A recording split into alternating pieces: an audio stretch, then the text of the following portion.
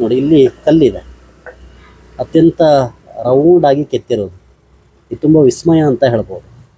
ಕೈ ಹಾಕ್ಬೋದು ಮತ್ತು ಈ ಕಲ್ಲನ್ನು ಆಡಿಸ್ಬೋದು. ಗೋಲಾಕಾರದ ಒಂದು ಕಲ್ಲಿದೆ, ಸಿಂಹದ ಬಾಯಿ ಒಳಗೆ. ಹಾಯ್ ಎಲ್ಲರಿಗೂ ನಮಸ್ಕಾರ, ನಮ್ಮ ಚಾನಲ್ನ ಮತ್ತೊಂದು ವಿಡಿಯೋ ಸ್ವಾಗತ. ಸ್ನೇಹಿತರೆ, ಈಗ ನಾನು ಮಂಡ್ಕೋಳಿಯಲ್ಲಿ, ಭಟ್ಕಳದ ಮಂಡ್ಕೋಳಿಯಲ್ಲಿರುವಂಥ ಶ್ರೀ ಹನುಮಂತ ಮತ್ತು ಶ್ರೀ ಲಕ್ಷ್ಮೀನಾರಾಯಣ ದೇವಸ್ಥಾನದಲ್ಲಿ ಇದ್ದೇನೆ. ಈ ಒಂದು ದೇವಸ್ಥಾನ ಇತ್ತೀಚೆಗಷ್ಟೇ ಪುನರ್ ಪ್ರತಿಷ್ಠಾಪನೆ ಕಾಣ್ತದೆ. ಸೊ ಅತ್ಯಂತ ಪಾರಂಪರಿಕವಾದಂಥ ಒಂದು ಶೈಲಿಯಲ್ಲಿ ಕಟ್ಟಿರುವಂಥ ದೇವಸ್ಥಾನ ಮತ್ತು ಇಲ್ಲಿ ಅತ್ಯಂತ ಆಕರ್ಷಣೀಯವಾಗಿರುವಂಥ ಒಂದು ಎತ್ತರದ ಒಂದು ಹನುಮಂತನ ಮೂರ್ತಿ ಕೂಡ ಇದೆ. ಅದು ನೋಡೋಕೆ ತುಂಬ ಖುಷಿ ಅಂತ ಅನಿಸುತ್ತೆ. ಬೇರೆಲ್ಲ ಕಡೆ ಇರುವಂಥ ಮೂರ್ತಿಗಳಿಗಿಂತಲೂ ತುಂಬ ವಿಶೇಷವಾದಂಥ ಆಕರ್ಷಣೆಯನ್ನು ಈ ಮೂರ್ತಿ ಹೊಂದಿದೆ. ಸೊ ಆ ಸಲುವಾಗಿ ಈ ದೇವಸ್ಥಾನದ ದರ್ಶನವನ್ನು ಇವತ್ತು ನಾನು ಮಾಡಿಸ್ತಾ ಇದ್ದೀನಿ. ಸ್ನೇಹಿತರೆ, ಇದು NH 66 ಉಡುಪಿ ಕಡೆಯಿಂದ ನೀವು ಬರೋದಾದರೆ ಇದು ನಿಮಗೆ ಲೆಫ್ಟ್ ಸೈಡಲ್ಲಿ, ಎಡಭಾಗದಲ್ಲಿ ಈ ದೇವಸ್ಥಾನ ಸಿಗುತ್ತೆ. ಅತ್ಯಂತ ಸುಂದರವಾದಂಥ ಪಾರಂಪರಿಕ ಶೈಲಿಯಲ್ಲಿ ಕಟ್ಟಿರುವಂಥ ದೇವಸ್ಥಾನ ಮತ್ತು ವಿಶೇಷವಾಗಿ ಇಲ್ಲೇ ನೀವು ನೋಡ್ತಾ ಇದ್ರಿ, ಇದು ಅತ್ಯಂತ ಆಕರ್ಷಕವಾದಂಥ ಒಟ್ಟು 41 ಅಡಿ ಎತ್ತರದ ಶ್ರೀ ಆಂಜನೇಯನ ಮೂರ್ತಿ. ತುಂಬ ಹತ್ತಿರದಿಂದ ನಿಮಗೆ ತೋರಿಸ್ತೀವಿ ನೋಡಿ. ತುಂಬ ಆಕರ್ಷಕವಾಗಿದೆ. ನಾನು ತುಂಬ ವಿಶೇಷ ಅನಿಸಿದ್ದು ಈ ಒಂದು ಕಲರ್ ಇದೆಯಲ್ಲ, ಏನೋ ಒಂಥರ ಲೈಕ್ ಡೀಸೆಂಟ್ ಆಗಿದೆ. ತುಂಬ ಕಡೆ ಮಲ್ಟಿ ಕಲರಲ್ಲಿ ಈ ಹನುಮಂತನ ಒಂದು ಮೂರ್ತಿಯನ್ನು ನೋಡಿರ್ತೀವಿ, ಆದರೆ ಇದು ಒಂದೇ ಕಲರ್ ಕಾವಿ ಥರ ಇದೆ ನೋಡಿ. ಮಳೆ ಬರ್ತಾ ಇದೆ.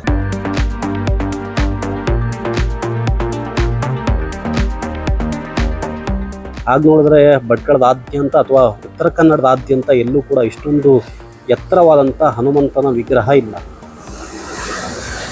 ಆ ಸಲುವಾಗಿ ಇದೊಂದು ಲ್ಯಾಂಡ್ ಮಾರ್ಕ್ ಥರನೂ ಕಾಣಿಸುತ್ತೆ. ಆ್ಯಂಡ್ ನಿಮಗೆ ಎದುರುಗಡೆ ಒಂದು ತುಳಸಿ ಇದೆ. ಇದು ತುಳಸಿ. ಇದು ಭಟ್ಕಳದ ಗಾಣಿಗ ಸಮಾಜ ನಿರ್ಮಾಣ ಮಾಡಿರುವಂಥ ದೇವಸ್ಥಾನ. ಶಿಲ್ಪಕಲೆಯಲ್ಲೂ ಕೂಡ ತುಂಬ ವಿಶೇಷವಾಗಿದೆ. ಇದು ದೇವಸ್ಥಾನ ಎಂಟರ್ ಆಗುವಂಥ ಜಾಗ.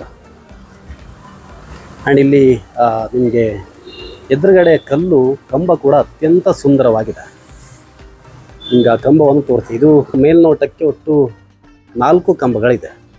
ಕಂಬವನ್ನು ತುಂಬ ಸೂಕ್ಷ್ಮವಾಗಿ ತೋರಿಸ್ತೀನಿ ನಿಮಗೆ. ತುಂಬ ಸುಂದರವಾದಂಥ ಕಂಬಗಳು. ಕೆತ್ತನೆ ಅಂತೂ ಅದ್ಭುತವಾಗಿದೆ.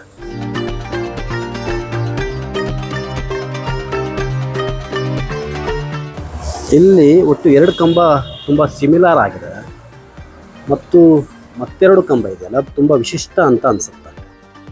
ಇಲ್ಲಿ ನೋಡಿ, ಒಟ್ಟು 3 ಕಂಬಗಳ ಮರ್ಜ್ ಇದು ತುಂಬ ವಿಶೇಷ ಅಂತ ಅನಿಸುತ್ತೆ.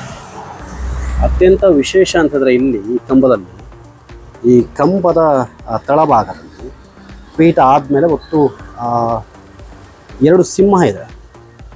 ಸಿಂಹದ ಒಳಗಡೆ ಒಂದು ವಿಶೇಷ ಇದೆ.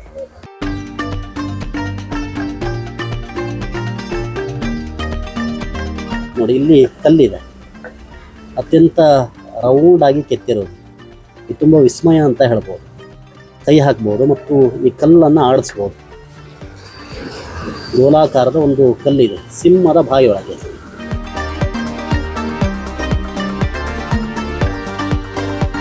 ನೋಡಿ, ಅದನ್ನು ಆಡಿಸ್ಬೋದು. ಇದು ಒಟ್ಟು ಇಲ್ಲಿ 2 ಕಡೆ ಮತ್ತು ಆ ಹ್ಯಾಂಡಲ್ಲಿ ಇಲ್ಲೂ ಕೂಡ ಇದೆ. ಎಲ್ಲವನ್ನು ಆಡಿಸ್ಬೋದು. ಇದು ಅಚ್ಚರಿ ಅಂತ ಹೇಳ್ಬೋದು. ಯಾಕಂದರೆ ಸಿಂಹದ ಉಗುರಾಗಲಿ ಎಲ್ಲವೂ ಪ್ರತಿಯೊಂದು ಅತ್ಯಂತ ಸ್ಪಷ್ಟವಾಗಿದೆ. ನನಗೆ ತುಂಬ ಅಚ್ಚರಿ ಅನಿಸುತ್ತೆ. ಯಾಕಂದರೆ ಇದು ಸಿಂಗಲ್ ಕಲ್ಲು, ಎಲ್ಲೂ ಜಾಯಿಂಟ್ ಮಾಡಿದಾಗಲಿ ಆ ಥರದ್ದೇನೂ ಇಲ್ಲ. ಅದು ಒಂದೇ ಕಲ್ಲಲ್ಲಿ ಕೆತ್ತಿರೋದು. ಆ್ಯಂಡ್ ನಿಮಗೆ ಇದೇ ಥರದ ಕಲ್ಲಿನ ಒಂದು ಗೋಲಾಕೃತಿ ಇಲ್ಲೂ ಕೂಡ ಇದೆ. ಈ ಸಿಂಹದ ಬಾಯಲ್ಲಿ 2 ಕಾರ್ನರಲ್ಲೂ ಕೂಡ ಇದೆ. ಇಲ್ಲೂ ಒಟ್ಟು 2 ಸಿಂಹ ಇದೆ.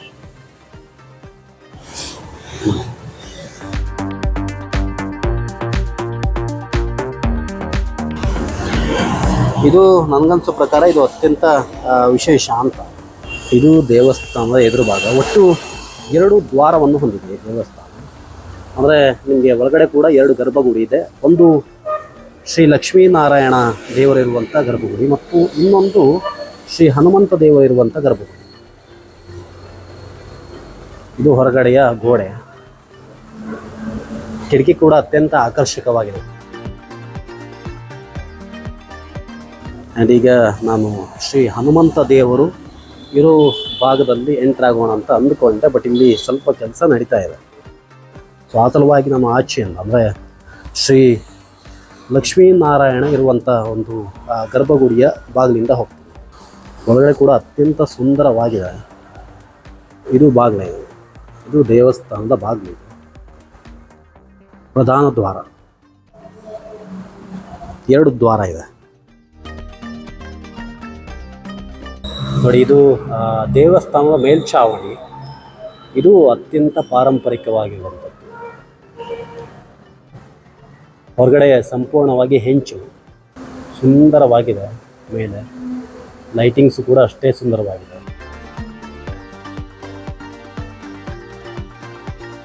ಈ ಸ್ವಲ್ಪ ದೊಡ್ಡದಾಗಿರುವಂಥ ಗರ್ಭಗುಡಿ ಇದೆಯಲ್ಲ, ಇದು ಶ್ರೀ ಆಂಜನೇಯ ಅಥವಾ ಹನುಮಂತ ದೇವರ ಗರ್ಭಗುಡಿ.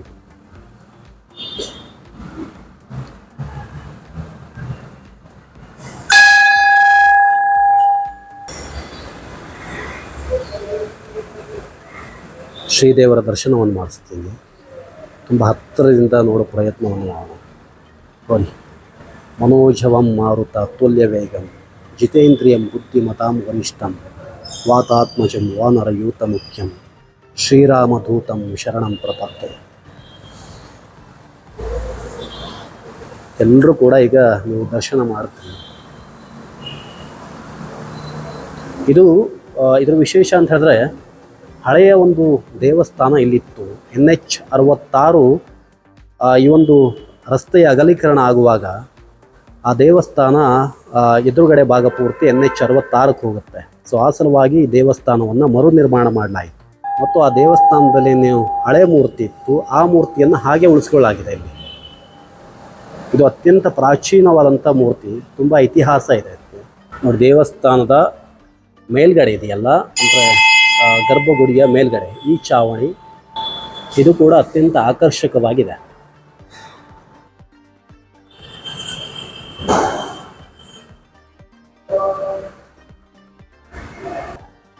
ದೇವಸ್ಥಾನದ ಸುತ್ತು ಹೋಗ್ತೀವಿ.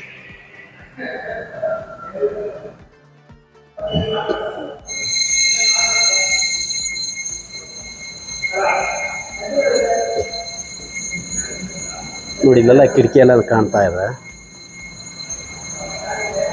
ಈ ಶೈಲಿ ತುಂಬ ಇಷ್ಟ ಆಯಿತು ನನಗೆ. ನಾನು ದೇವಸ್ಥಾನ ನೋಡಿರೋ ಪ್ರಕಾರ ಇಲ್ಲಿ ಸ್ಥಳೀಯವಾಗಿ ಈ ಶೈಲಿ ತುಂಬ ಕಮ್ಮಿ ಇದೆ.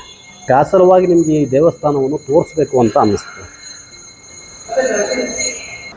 ಪ್ರತ್ಯೇಕವಾಗಿ ನಾವು ಗರ್ಭಗುಡಿಯನ್ನು ಸುತ್ತಬಹುದು. ತೀರ್ಥನಾಳ,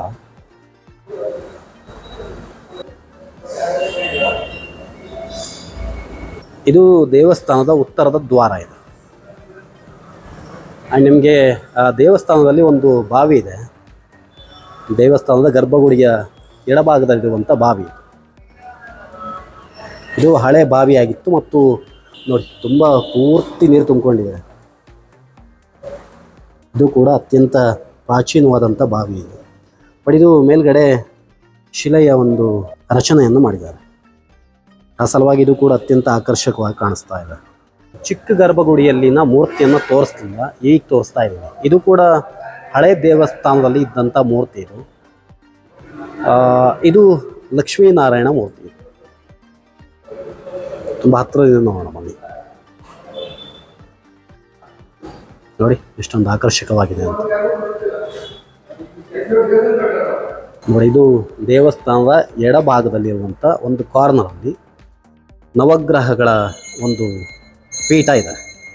ಸುತ್ತು ನಾವು ಸುತ್ತಬಹುದು.